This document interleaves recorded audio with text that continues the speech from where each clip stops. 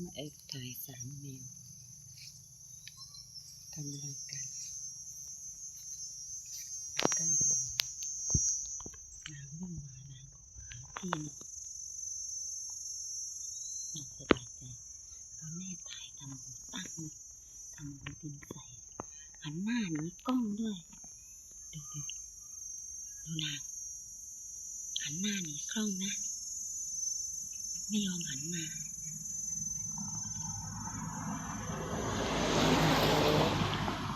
ได้ยินเสียงรถนางก็หันมา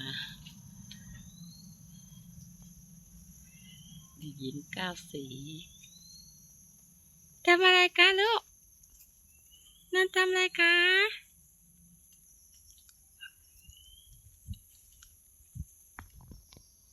หันซ้ายหันขวาหันหน้าหันหลัง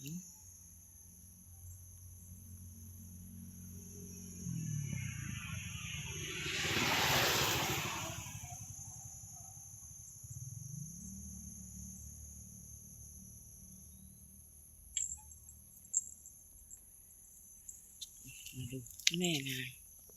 ดูคุณหญิงนอนกลิ้งคุณหญิงนอนกลิ้งบนสำนักนางก็กระโดดขึ้นมานางขึ้นมาอยู่บนศาลพระภูมิศาลเจ้าที่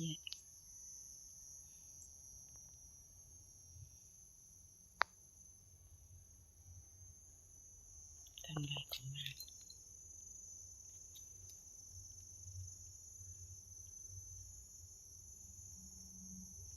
แม่นางก็นอนแต่งตัวนะ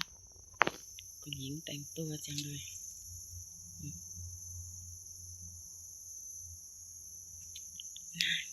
ขึ้นมากินน้ำฝนตกเมื่อคืนขึ้นมากินน้ำ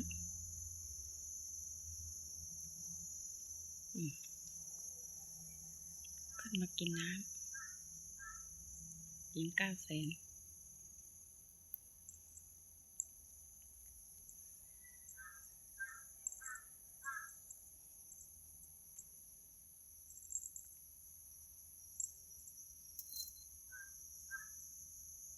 กินน้ำอีก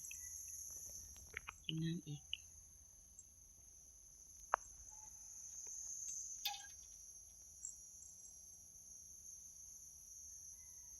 นางกระโดดไปหาแม่นะ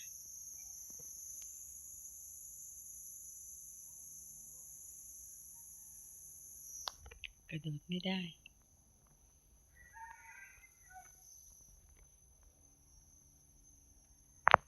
ต้องมีสกิลการโดดตรงนี้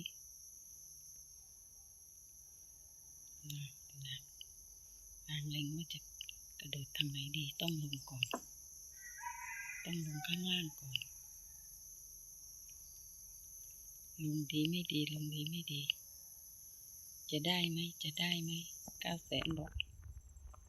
กระโดดได้ไหมแม่จะกระโดดได้ไหมแม่เนี่ยจะพ้นไหมนานโอ้ยนางกระโดดเก่งมากไม่โดนสังกะสีเลยดูคุณหญิงดูคุณหญิง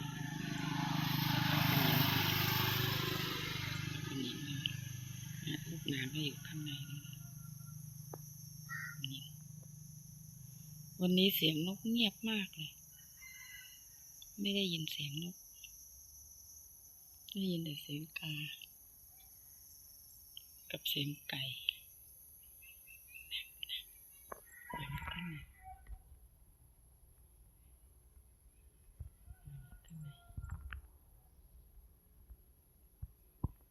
สองแม่ลูก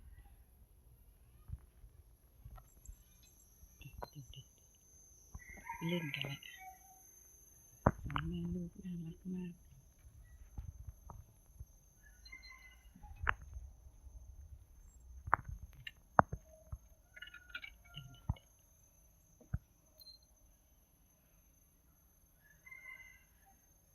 มาเฟียน้องแชร์แล้วก็ปีเตอร์อยู่ฝั่งนู้นไม่มาฝั่งนี้ฝั่งนี้อยู่กับ3 ตัวนางลงมาทะเลาะกับย่าทะเลาะกับย่านางลงมาทะเลาะกับย่า 900,000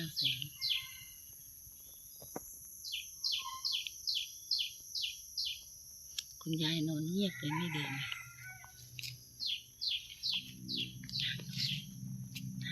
ลุงมาเลยก็มานอนตรงนี้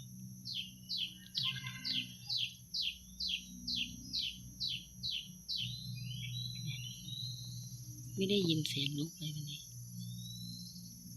สำหรับคลิปนี้ก็ขอจบคลิปไว้เพียงเท่านี้นะคะ ขอบคุณสำหรับการรับชมและติดตามค่ะ ขอบคุณค่ะ